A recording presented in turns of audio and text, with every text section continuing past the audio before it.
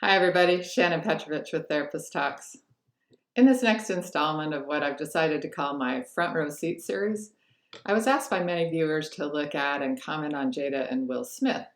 I watched the Red Table Talk from July 2020, and then I also watched the two-part October 22nd and 29th of the 2018 Red Table Talks, and a few other videos too. The links are below in the video description.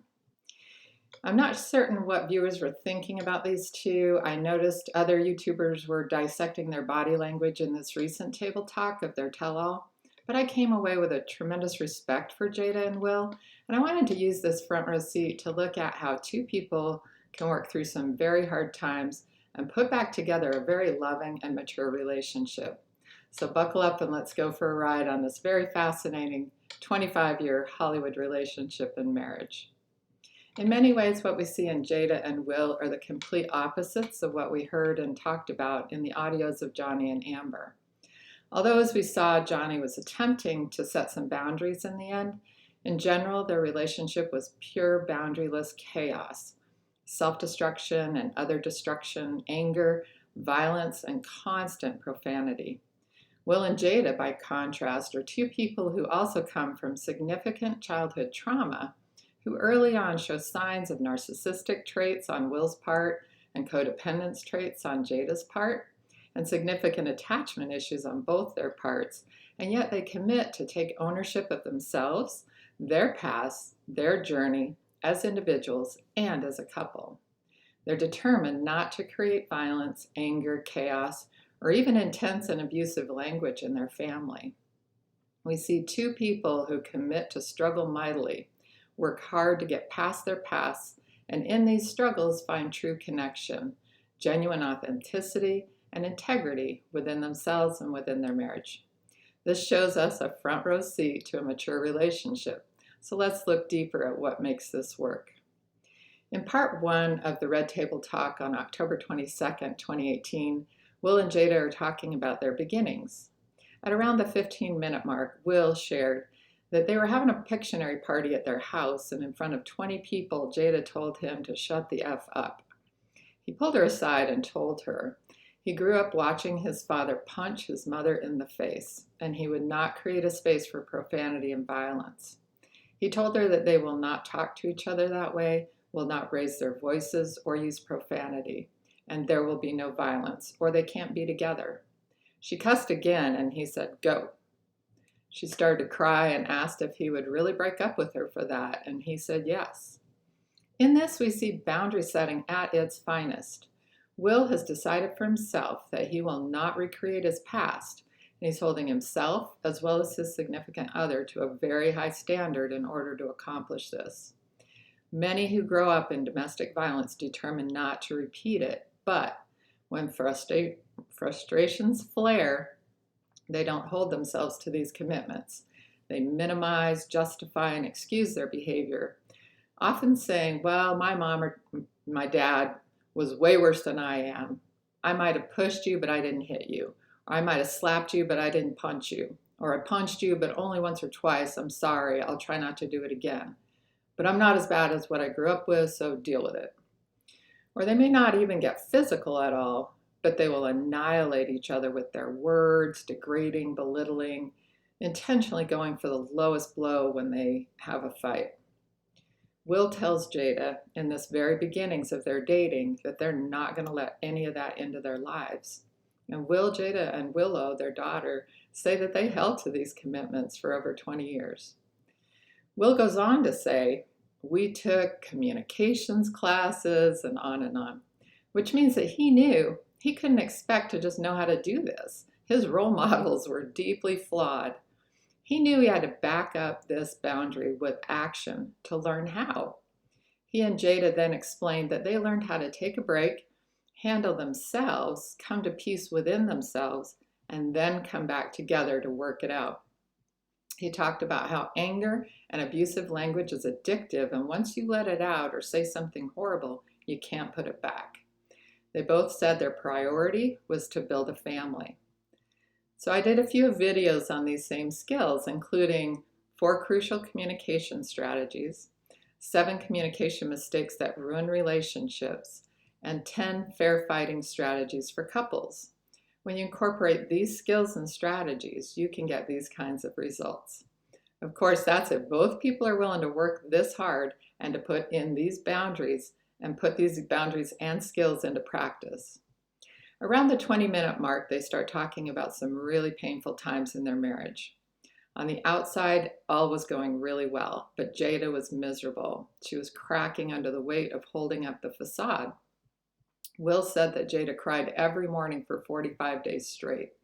He said he started keeping a diary, and it was the worst he's ever felt. He said he was failing miserably at his marriage, and it was devastating to realize that everything he thought he was building for his family was really to bolster his own ego. He reiterates that he had watched his father beat his mother, and he'd told himself he was going to build the opposite, a wonderland where everybody was happy all the time. In this effort, all he'd accomplished was to project a public perception while not really knowing or honoring each member of his family for their own personhood, their wants, their needs, their values, their aspirations. Jada felt she'd been completely lost, and at the same time, she kind of felt crazy for not being happy with their supposedly perfect life. She brought up to him that they were not genuinely connected. He didn't understand what she was talking about, and he admits he was so frustrated he didn't even care. She became increasingly angry and resentful, but also fearful of stepping away from it all. At about the 25-30 mark, a precious memory woke Will out of some of his denial. Willow was 9 years old at the time, and she put her hand on his face and said, "It's so sad, Mommy, isn't it sad?" Will and Jada didn't know what she was saying, so Jada asked, "What's sad, baby?" And Willow said, "Daddy has a picture of a family in his mind, and it isn't us." She was chosen for the part of Annie and turned it down, telling Will, "Daddy, I have a better idea. How about I just be 12?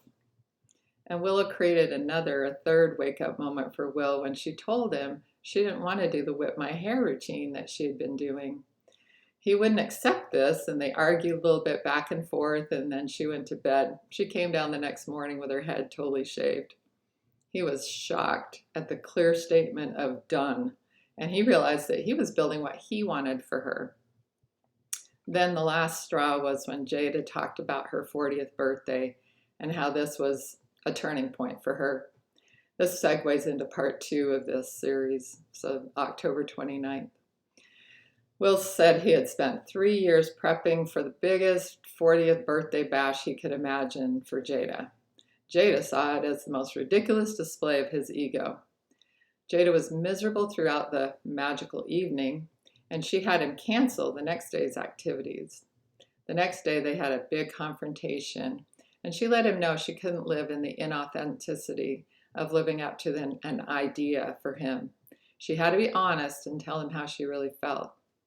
They both then talked about the ensuing 2 years of breaking up, which involved spending a lot of time, each of them working on themselves. Will says he read 50 books, and we can see that each of them took ownership of their part in their dynamic. Jada pointed out that she had to stop blaming him and start building up her own self-image to be authentic in herself so that they could be connected.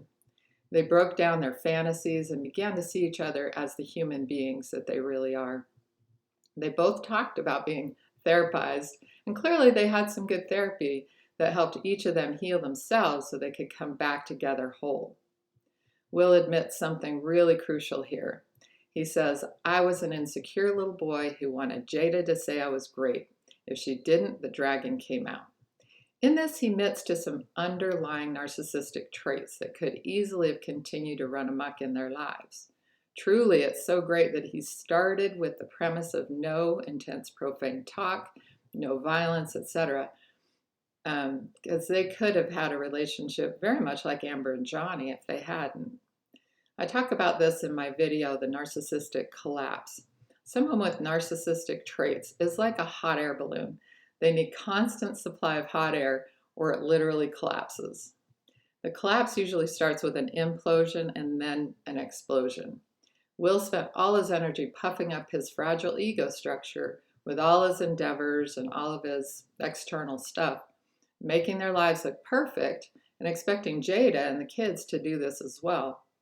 When she would no longer do what he saw as her part, he collapsed, imploded, and then because he was determined not to be abusive, his only other option was to disconnect.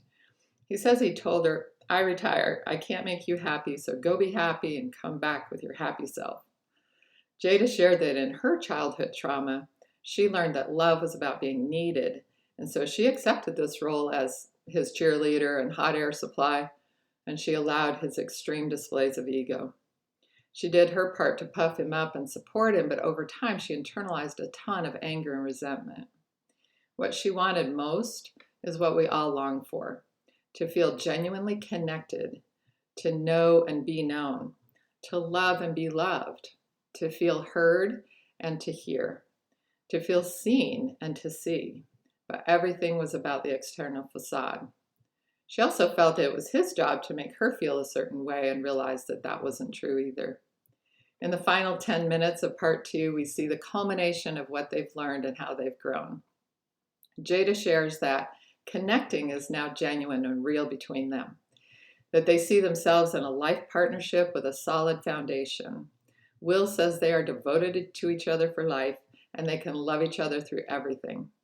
They both say they've realized what unconditional love means and that previously Will thought of love transactionally.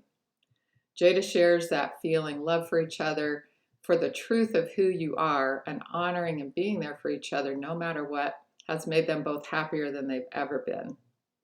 At about the 24:59 mark, Will shares with Jada in the best minute of the entire video. He says, and I'm paraphrasing a little bit, but mostly it's word for word, "You have found something in this red table, a space that I tried my damnedest to build for you. A space where you get to fully, honestly be you and to get all of the love and praise that you deserve. And when I see you on this red table, it is the joy that I always hoped you would have."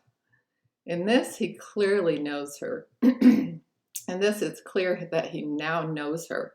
He sees her. He respects who she is at the very core, and he truly loves her. She tears up as we see that she can feel seen and heard and known and truly loved for who she is, for her strengths and her depth and her breadth. And in feeling that deep love, she feels deep connection with him, and he feels connection. This is the healing and the healthy attachment that we want to see between two people. These two people came from very traumatic pasts, remember, some really chaotic relationship issues, but they committed to grow and to find resolution. The most recent table talk was a very uncomfortable, yet very genuine owning of their separateness during their most troubled times as a couple, that 2 years. Sharing what they had previously tried to keep private was painful, yet this too seemed healing in its authenticity. In this, we see no bitterness, no blaming or shaming, just genuineness and underlying committed love. When they joke, "Bad marriage for life, bad marriage for life," their ability to bring lightness and humor into their lives is also part of what makes this work. We can't take ourselves so seriously that we can't let go and have fun with each other. If you've appreciated this video, please like, subscribe, and share it on your social media. You never know when something you share might help somebody else. Take good care of yourselves, and I'll talk to you again soon.